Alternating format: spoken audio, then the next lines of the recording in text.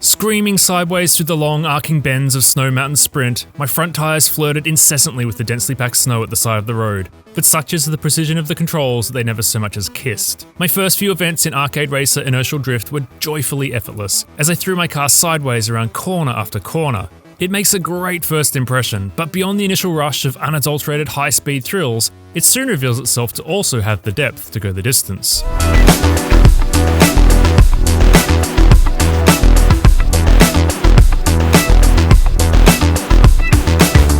My first races, you see, were in Edwards Terra Dart, an easy-to-handle, sporty number with all the depth of a paper bag, but crucially the perfect vehicle to introduce Inertial Drift's twin-stick controls.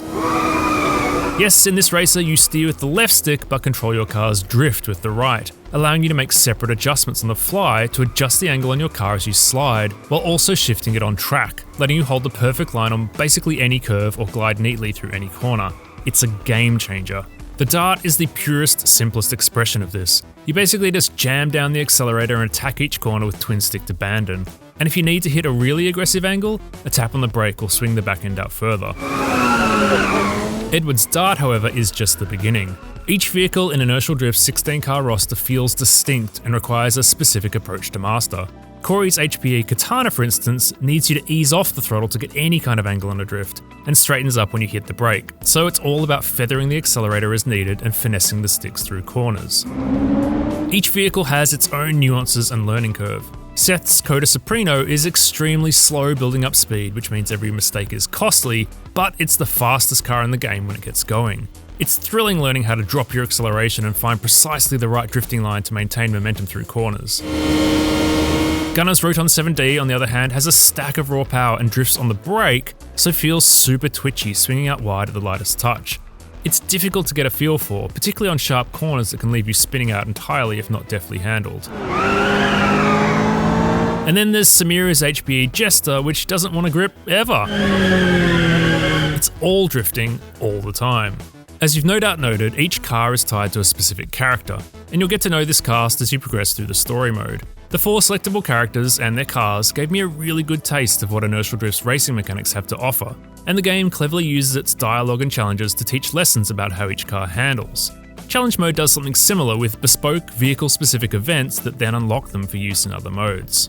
The racing itself is, and I guess this is a poor choice of adjective, gripping, and it's all essentially you against the track.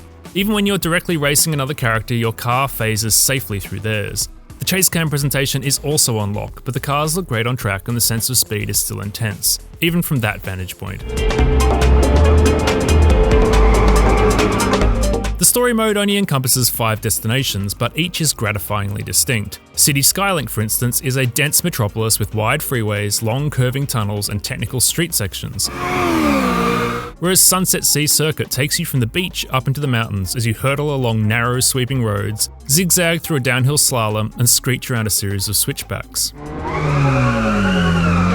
My favourite course, however, is Mount Kirino, a 5 or so minute point-to-point race consisting mostly of treacherous mountain roads, but also playing host to an epic corkscrew that lets you hold adrift seemingly forever.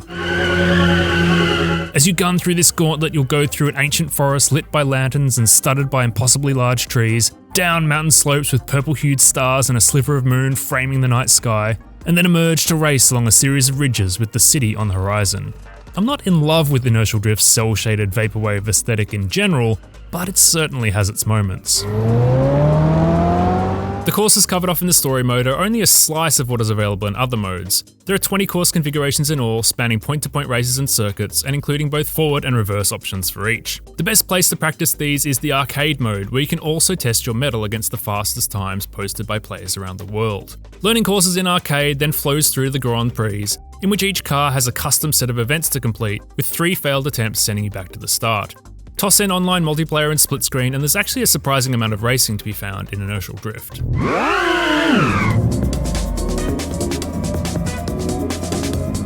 Inertial Drift is a hugely refreshing arcade racer. Its drift stick in particular is an incredible conceit, a glorious arcade racing fantasy that nonetheless helps give the handling real nuance and depth. Learning to master each vehicle is challenging and satisfying, and the courses themselves deliver memorable corner after memorable corner. Inertial Drift is a high-speed, white-knuckle ride and a sweet gift for arcade racing fans. Be sure to read my full written review on IGN, and also check out our Hotshot Racing and WRC9 reviews.